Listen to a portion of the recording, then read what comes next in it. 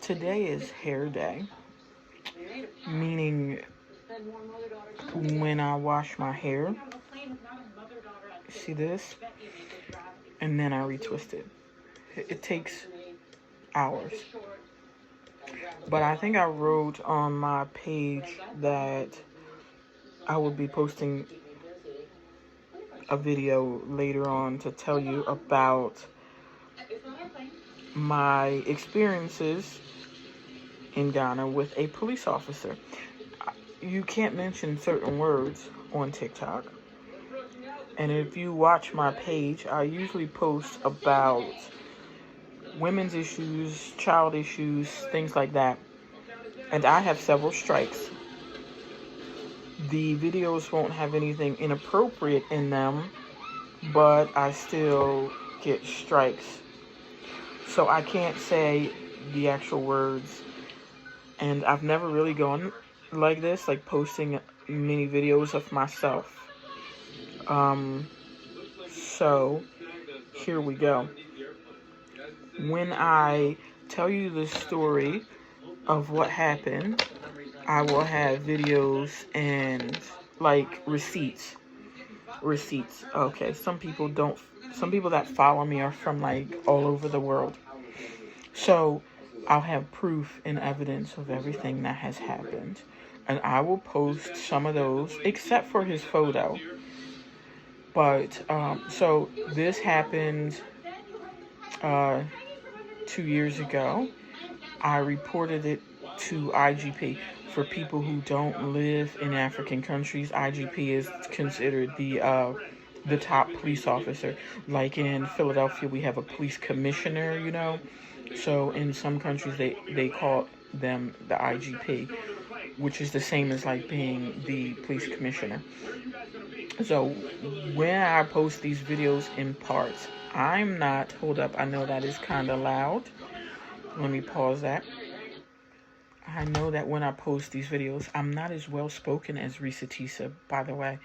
Hi. But anyway, I'm not as well spoken. I won't get as much attention, and I don't care about getting attention. I am posting this because I've written about it. I've posted a video about it on this page and on my YouTube page. But I would like to talk about how Ghana is charging women fees for reporting that they were scraped. I don't know what other word to use besides scraped. There's a fee that they charge. You have to go to the doctors and get a form filled out. You have an examination. You have to pay for the form, and you have to pay for the examination. Some women and girls are children, by the way, are being charged almost like $200-300 for these forms, and then you take the form to the police and you report it, and they claim they abolished these fees, which is a lie. Just like in 2016, they said they abolished skin bleaching products in Ghana. They banned them, and that's not true. They don't enforce it. Just like this new anti-LGBTQ law was passed. They already had a law that they just increased the times and the years and the punishments, and they don't enforce anything, like the issues of assault that happened to women specifically. And there is no legal definition of scrape of a male in several countries around the world, especially several African countries. So if a man scrapes another man, there is no legal precedence for that. But I want to tell you what happened to me. I'm not very technologically savvy. I'm not articulate. I'm not going to have this great educated diatribe. I really don't like the way I look. I'm losing weight, and so my chin hangs. And so things like that I didn't like, because people made fun of me walking down the streets of Ghana. I called Obolo, Yevu, Y-E-V-U, dirty, tricky dog, white woman, fat mommy, big biggie, pig. Someone even called me a she-goat. I went to an agricultural high school for 4 years and we never used the term she-goat, but whatever.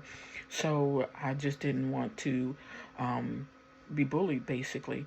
Um, I've written an article that Ghana has a culture of bullying. There is even an entire book written about the bullying that they do in senior high school, which they call SHS. Because they separate the high schools. They have junior high and senior high, which anybody who lives in the United States only know that some townships do junior high and senior high, but we all have schools that are just high school, which has all 4 years together. But they have something called senior high school and junior high school, and I don't even know how that works. Lived in the country for 2 years. I was not able to register Lacey's House as an NGO, a non-governmental organization, and in America it's called a nonprofit. I was not able to register in Ghana because of my skin color and my accent. I was overcharged for everything, and you have to register with immigration, and my immigration officer and everyone that I spoke to wanted me to pay thousands and thousands of dollars in bribery fees. So I did not register in Ghana. So what I did was I gave away things. I gave away t-shirts. I gave away coloring books, coloring books, crayons, notebooks, textbooks, like not textbooks, but reading books. Like I gave out Mansa Musa. I gave out, book bags and things like that. And I have thousands and thousands of crayons, coloring books, school supplies, pencils. I gave out pencils as well. But I still have a lot of those things here for children in Burkina Faso, which is going to be my next adventure. It's not even an adventure. It's a life choice. I want to get up and just leave and live there and die there. So this is part one, where I'm going to explain what happened to me at the hands of a Ghana police officer. And again, IGP has a second in command. I don't know how to properly pronounce his name, but he's the one I sat to and spoke with. I wrote a 3-page letter outlining all the scams, or the people that tried to scam me, the landlord. Someone stole my identity, as I posted a video too on here. There was a lot of issues because of the color of my skin and the sound of my accent, and because of Africans saying that Black Americans are not real Black people because our enslaved ancestors were raped. Not that I know of. I don't know anybody, not my parents, not my 4 grandparents, that had interracial relationships.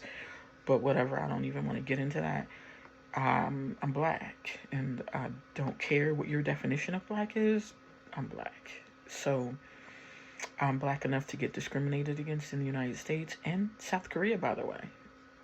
Go figure. But in African countries, you're white and you are a pocketbook. And that, of course, for all the hate comments, that's not everybody, but it happens a lot. When you try to buy things, you're overcharged and everything like that. But my experiences, I wouldn't tell a dog to go visit Ghana, by the way. And I get a lot of hatred for that. And I'm going to get hatred for these videos, and I know it. I've gotten death threats and all those things. But anyway, so this is part one, and I'm going to start outlining how it happened. But I forgot that today is hair day, and I washed my hair. And I was like, wow, I said I was going to make a video, but this is part one of my story and my schmexual assault by the hands of a police officer and I reported it, and no one cared. No one cared. Not IGP, not the police officer, that the head of the CID. I spoke with him, and then I had an investigator, and then I had other people I spoke to, and they didn't care. I even have a clip of some things he said to me in his office, and I'll post all those things, and no one cared. So there we go. Part one. I'm hoping not to do 50 parts or whatever. I'm trying to just get this little part of the story out, but I do talk too much, so I apologize.